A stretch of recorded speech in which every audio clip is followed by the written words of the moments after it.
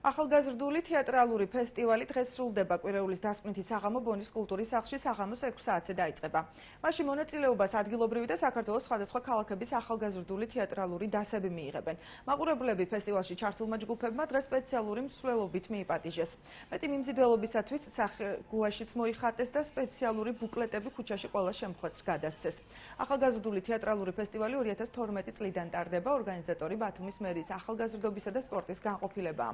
კვირეულისათვის მერიამ წელს 23,000 ლარი დახარჯა.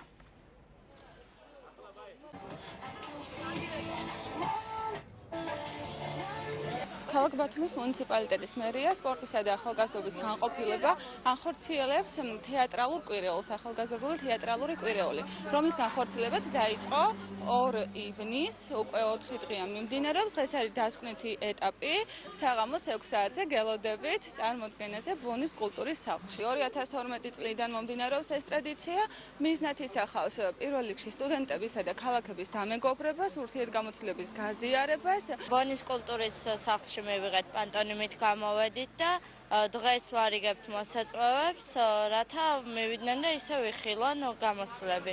14-შიც კონცერტი გვაქვს და მაგასთან დაკავშირებითაც ვუღებლობთ მონაწილეობას. ჩვენთვის პირველი იყო ეს გამოსვლა ორში, როცა გამოვედით და ძალიან ნერვიულობდით, რა თქმა უნდა, პირველი რო იყო, ღმერთმადლობა, კარგად დამთავრდა და რა ვიცი, ალბათ გავნაგზავთ, ისევ კარგად გამოვალთ ყოველთვის.